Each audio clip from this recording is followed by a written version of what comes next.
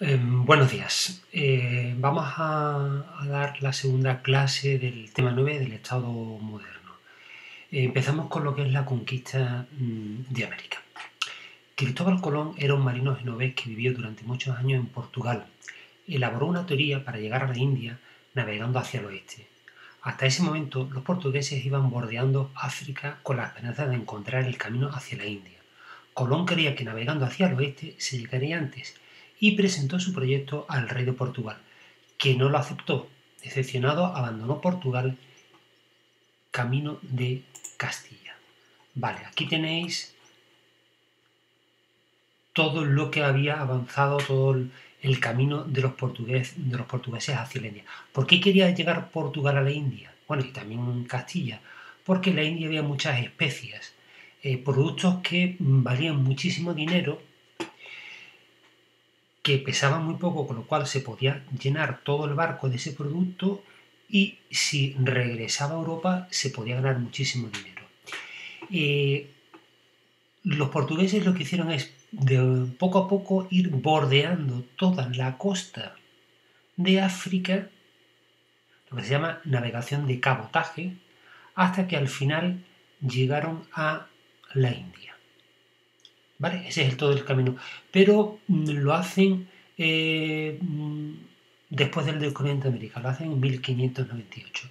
Cuando los españoles llegan a América, Portugal lo que ha hecho es bordear el Cabo de Nueva Esperanza. Le ha dado la vuelta a África, ya lo que va a hacer en los próximos años es subir hacia arriba. Después de una larga espera, se entrevistó con los Reyes Católicos en Santa Fe, el campamento militar desde el que se estaba conquistando Granada. Llegan a un acuerdo y firman las capitulaciones de Santa Fe. Santa Fe es el pueblo donde estaban en ese momento los Reyes Católicos, ¿vale? El 3 de agosto de 1492 parte con dirección oeste y el 12 de octubre de 1492 se descubre América, aunque al principio se creía que era la India. Por eso a los nativos de América se les llama indios. Si veis las películas sobre los indios, así se llama, son los conocidos como indios americanos. Vale. Sale Colón del puerto de Palos, desde el puerto de Palos llega a las Islas Canarias, en las Islas Canarias, que era territorio de Castilla, se habituallan, entonces recogen alimentos, agua y realizan todo este trayecto hasta que aquí en una isla de las Bahamas, San Salvador, en el idioma original de guananí, tocan tierra firme. Después lo que va a hacer Colón durante 2 o 3 meses, o durante unos cuantos meses, es costear toda esta zona, Cuba, Santo Domingo, y hasta que posteriormente vuelve a Europa. Y además lo hace llegando primero a Lisboa, no llega para comunicar al rey de Portugal que ha descubierto América. Cuando Portugal se enteró de la llegada a las supuestas Indias, reclamó aquellas tierras y gracias al Papa se firmó el Tratado de Tordesillas, por el que se repartían aquellas tierras, correspondiendo a Portugal la costa de Brasil. Por eso en Brasil se habla hoy en día portugués. Bueno, aquí veis las carabelas, una nao, que es el barco que tenéis en el centro, que es una nave mucho más grande, que era donde iba Colón, que era la grande, una nao, y después 2 carabelas, que son mucho más pequeñitas, que son las que están a los lados. Estos 3 barcos, la Pinta, la Niña y la nao, que es la Santa María, fue las que llegaron a América. Esto es una reconstrucción fiel al tamaño y a las proporciones que tuvieron esos 3 barcos que llegaron a América.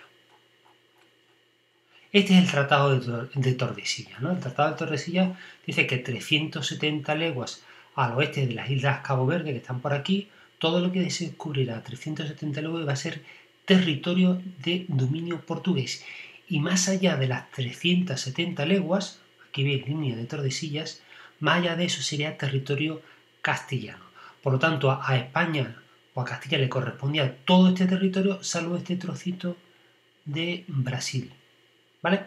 Esto después no se cumplió, porque los portugueses, Brasil es mucho más grande, ocupa todo este espacio, todo esto que es la Amazonas, o sea, mucho más grande, y en el caso de lo que era territorio controlado por los portugueses, pues está las Islas Filipinas, que no se habían descubierto todavía, pero que la descubrirán los españoles y que formará parte del Imperio Español. Por lo tanto, no era algo que se cumplió al pie de la letra, pero sirvió para definir ámbitos de influencia. Los dos grandes imperios conquistados por los españoles fueron el Imperio Azteca en México y el Imperio Inca en Perú. El Azteca lo conquistó Hernán Cortés con muy pocos hombres, 400 soldados y con la ayuda de pueblos que odiaban a los aztecas. Apresando a su emperador Moctezuma, a los incas los derrotó Francisco Pizarro, que también apresó a su emperador Atahualpa, y en este caso, bueno, en los dos casos fallecieron los dos emperadores. Esto es el Imperio Azteca, lo que controla Hernán Cortés, y Pizarro, que va a conquistar todo lo que es el Imperio Inca, que es esta parte de aquí. Tanto en México como en Perú, los españoles encontraron los metales preciosos que buscaban: oro y sobre todo plata. Os voy a subir dos enlaces para dos vídeos. Este primero, que es el descubrimiento de América. El descubrimiento de América por Cristóbal Colón en 1492 es uno de los hechos más importantes de la historia universal y representa el encuentro definitivo de dos mundos que habían evolucionado independientemente desde el origen de la humanidad, lo cual cambió el rumbo de la historia. A finales del siglo XV, la gran... Bien, después pongo el enlace para que lo podáis ver, y otro de la conquista de México por Hernán Cortés, ¿no? Hijo de Martín Cortés y de Catalina Pizarro Altamirano, Hernán Cortés nació en Medellín en 1485. Durante su juventud estudió durante 2 años en Salamanca, ciudad en la que obtuvo una formación en leyes que le fue muy útil durante toda su vida. Sin terminar sus estudios, regresó al seno familiar, donde permaneció poco tiempo. Pronto dejó el ambiente familiar para dar el salto al nuevo mundo. En el Caribe hizo valer sus habilidades. Bien, ahí lo tenéis. Después os pongo los dos enlaces por si a alguien le interesa o le apetece ver los vídeos y ampliar un poco la información que doy aquí. Vamos a ver el último punto, que es el arte del Renacimiento, y vamos a ver de una forma muy rápida y muy concisa, ¿no? Vamos a ver básicamente 3 obras. La primera de ellas es La Piedad del Vaticano, una obra de Miguel Ángel. Su apellido es Buonarroti, pero realmente en el mundo del arte, si habláis de Miguel Ángel, siempre se alude a este gran escultor, probablemente el mejor escultor de la historia del arte, ¿no? En esta obra Miguel Ángel estudia con originalidad los problemas del movimiento y la composición, y recurre a la composición triangular, muy común en este momento Rafael, Leonardo, y que se relaciona con la Trinidad. Si os fijáis bien, no es un triángulo perfecto, porque si fuera un triángulo perfecto la imagen sería demasiado rígida, ¿no? Pero tiende a tener una base amplia, y esta base amplia va disminuyendo hasta que concluye en la cabeza de la Virgen María, ¿vale? Por lo tanto, tiene una forma que tiende a ser triangular, que es lo que estaba buscando. Esta obra representa la culminación del clasicismo escultórico, donde cada elemento de la composición ha sido esculpido de forma perfecta. De hecho, es la única obra firmada por Miguel Ángel y es la más cuidadosamente pulimentada. Pulimentada significa que le da ese brillo. Ahora voy a poner dos detalles para que veáis que realmente podemos deslizar los dedos por la superficie y apreciar la suavidad y la textura tan suave que tiene el mármol. Como detalle sorprendente podemos señalar que la Virgen parece más joven que Jesús. Os pongo los detalles de la Virgen. Este es el rostro de la Virgen. Veis que parece un adolescente, 16, 17, 18 años. Eso es imposible, ¿verdad? Porque si Cristo muere con 33 años, debería tener pues alrededor de 50 años. Sin embargo, pues Miguel Ángel prefiere reflejarla mucho más. Fijaros, todo esto es mármol. Sabéis que el mármol es una piedra durísima. Fijaros la habilidad técnica que hay que tener para hacer estos pliegues y que dé la sensación de que es tela que se está que forman estos pliegues de forma natural. Es realmente algo prodigioso. Aquí veis la única obra de Miguel Ángel que está firmada en esta cinta, en latín, Miguel Ángel Buonarroti, florentino, me hizo, Miguel Ángel era de Florencia. Este es el rostro de la Virgen, por lo tanto, y ahora vamos a ver el rostro de Cristo, ¿no? Aquí se ve, gracias al efecto de las luces, ¿no?, la suavidad, la delicadeza con que ha sido esculpida todo el rostro. Fijaros el cabello, ¿no?, como casi que se puede intuir, no decir pelo, pero casi, incluso la perilla, el bigote, ¿no?, de persona. Y veis que el rostro de Cristo, pues de alguien que parece que tiene algo más de edad que la propia Virgen, cosa que resulta en todo punto imposible, ¿no? Ahí veis la belleza, la delicadeza, la suavidad con la que ha sido trazada toda la obra escultórica de la piedad. La segunda obra que vamos a ver, y vamos a analizar 2 o 3 cositas nada más, es la Gioconda, la famosa Gioconda de Leonardo da Vinci, ¿no? En este cuadro, Leonardo desarrolla 2 aportaciones a la pintura del Renacimiento: el esfumato y la perspectiva aérea. Son 2 cosas que están muy relacionadas, ¿no? Leonardo se da cuenta que las pinturas del siglo XV, el 480, esto es, las pinturas anteriores al siglo anterior a esta, tienen un problema. Las imágenes son rígidas y parecen más esculturas que seres vivos. Leonardo ofrece una solución y crea el esfumato. ¿Qué consiste el esfumato? Contornos borrosos y colores suavizados. Ahora veremos un detalle, ¿no? Y muy relacionado con el esfumato está la perspectiva aérea, que consiste en que a medida que los objetos están más lejos, los contornos son más difuminados. Esto es, Leonardo de entrada busca contornos difuminados, suaves, y ese esfumato, cuando los objetos están más lejos, aumenta. Y aumenta mediante el efecto de la perspectiva aérea. La perspectiva aérea es lo que todos vemos o percibimos. Esto es, cuando una cosa está más lejos, no la vemos solo más pequeña, sino que la vemos más borrosa, más nítida. Si tengo que leer o ver una televisión que está muy lejos, pues mientras más lejos, no solo lo veo más pequeño, sino que me cuesta más trabajo distinguir las cosas. Eso es simplemente la perspectiva aérea, ¿no? En el 480 los pintores del siglo anterior no lo habían percibido y Leonardo sí lo hace. Para él la pintura es un arte liberal, el arte è cosa mentale. El pintor no es un simple artesano que aprende un oficio, lo repite, el pintor crea composiciones, inventa. Por eso la frase el arte è cosa mentale, una frase dicha en italiano, que significa el arte es algo mental, o mejor dicho, el arte es algo intelectual. Quiero decir, un pintor no es alguien que solo tiene una habilidad técnica, tiene que componer las figuras para que resulten atractivas. Es un poco lo que hemos visto antes con Miguel Ángel, de esa forma triangular, ¿no? Pues se buscan esas composiciones que realmente es lo que daba mérito, aparte, por supuesto, de la habilidad técnica. El cuadro debe su fama a la sonrisa enigmática con la que existen múltiples interpretaciones. Aquí estáis viendo una representación de la Gioconda, la Mona Lisa, y aquí os voy a poner un detalle. Este es un detalle de la sonrisa del cuadro original. Ve aquí que esto que está como agrietado se llama craquelado. Y aquí vemos claramente el esfumato de la figura, que está en primer plano. Vemos sobre todo en el pelo, fijaros, en la sonrisa, en la boca. Si os fijáis bien en los labios, hay un momento en que parece que te va a hablar, ¿no? Todo el esfumato que se da en las cejas, en los ojos, en toda la zona próxima, no, la zona alrededor de los ojos. Ese es el esfumato.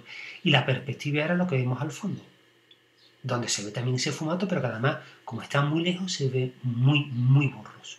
Vale, esta es la Gioconda, que está en el Louvre, en París.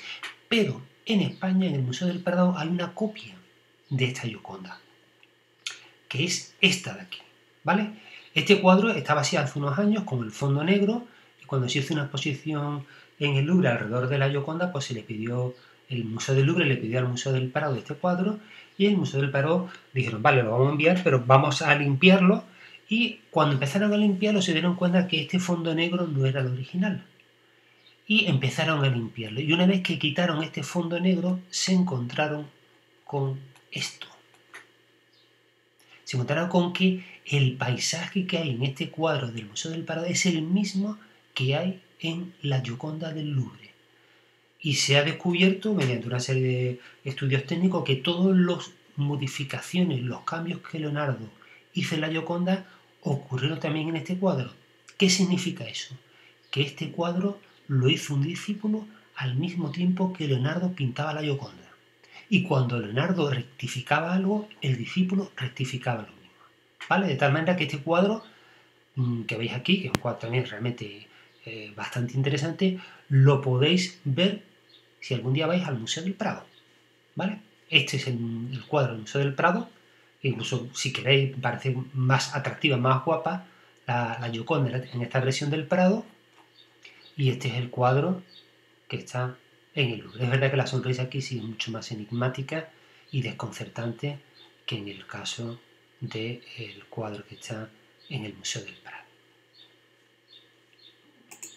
Y la última pieza que vamos a ver es un cuadro del Greco. El Greco es un pintor que nace en Creta, una isla que está en el Mediterráneo, pero que va a vivir gran parte de su vida en España y por lo tanto, aunque no nace en España, se le considera un pintor español. Y es el entierro del conde Orgaz. Veis aquí la fecha, 1587, y vamos a hablar un poquito del cuadro. El cuadro cuenta lo ocurrido con el conde Orgaz. En 1323 fallece y 4 años más tarde trasladan su cuerpo. San Agustín y San Esteban, lo trasladan a otro sitio. San Agustín y San Esteban bajaron del cielo para enterrarlo. La idea de representar a santos como intercesores del hombre ante Cristo era defendida por la Iglesia en esta época. ¿Por qué? Porque en la época en el mundo cristiano se dividía en Europa entre los católicos y los protestantes, la acción de los santos es enormemente importante para los católicos. Entonces, lo que va a aparecer aquí es el momento en que dos santos bajan del cielo y ellos mismos van a enterrar al conde Orgaz, lo cual evidentemente es un milagro, ¿no? Y sobre todo que el cuerpo esté incorrupto 4 años después. En realidad la pintura de esta época tenía como principal objetivo mover a la devoción, no buscar la belleza formal. Esto es, el objetivo del cuadro no es admirar la belleza técnica, los colores, la composición. En este caso lo que se buscaba era que la gente creyera lo que he dicho antes, que los santos intervienen en la actividad diaria y cotidiana de las personas. La composición se divide en dos partes. La inferior es la terrenal y la superior es la celestial. Entre las nubes un ángel transporta el alma del conde con forma de niño, mientras la Virgen y San Juan interceden ante Cristo. La intercesión de San Juan y la Virgen por el alma de los fallecidos para que suban al cielo es lo que se conoce como deesis, ¿vale? Las características manieristas, el manierismo es la última fase del Renacimiento, están presentes figuras alargadas, cuerpos vigorosos, escorzos inverosímiles, colores brillantes y ácidos, uso arbitrario de luces y sombras. No existe profundidad en la escena, por lo que no sabremos ni suelo ni fondo, ni sabemos si la escena se representa al aire libre o en el interior de una cripta. Este es el cuadro. Vamos a ver algunos detalles y vamos a ir comentando todo eso. Aquí tenéis el cuadro, un color mejor, no sabemos si es de día, si es de noche, si es en el interior, si es en el exterior, etc. No hay prácticamente suelo, no se ve espacio, por lo tanto el interés del pintor se centra en lo que es el entierro de San Agustín, que es este señor mayor, y San Esteban. Se sabe que San Esteban porque aquí aparece el mártir de San Esteban, que murió lapidado, esto es, le tiraron piedras, murió a base de pedradas, para entendernos. Entonces, estos dos santos cogen el cuerpo del conde Orgaz 4 años después de muerto y lo trasladan al entierro. Fijaros que usa un personaje, mucha gente dice que es el hijo del Greco, que nos introduce en el cuadro. Esto es la persona que nos mira directamente para que nos fijemos y señala con el dedo la acción, lo que está ocurriendo, el milagro. Este milagro que ocurre ante una serie de personas y ante San Francisco de Asís, que es el que está aquí, y que quedan maravillados. Personas que lo que hacen viendo el milagro es mirar hacia el cielo. Fijaros que hay varios personajes que miran hacia el cielo. El cura, este personaje que está aquí, y este que está aquí, y este que está aquí. De tal manera que hay una conexión entre el espacio o el mundo terrenal, que es de aquí hacia abajo, lo delimitan las cabezas de los personajes, y lo que está arriba, que es ya el cielo. Y en este cielo vemos un ángel que veis aquí que lleva hacia arriba un niño pequeñito. Este niño pequeñito es el alma del difunto, del conde Orgaz. ¿Por qué la representa como un niño? Porque los niños son puros, los niños no tienen maldad, son inocentes, no saben lo que es hacer el mal. Por lo tanto, la pureza de una persona cuando muere su alma, representa esa pureza, tiene que tener la forma del niño. Y vemos a San Juan y a la Virgen intercediendo por el alma del conde Orgaz ante Jesús. Y aquí vemos toda una serie de todos los santos que están en el cielo, entre ellos, por ejemplo, San Pedro, porque tiene aquí la llave. Y por supuesto, esta cosa tan rara que veis aquí son nubes en las que flotan la Virgen, San Juan y el resto de los ángeles. Vale, bueno, pues con esto damos por concluido el tema del Estado moderno.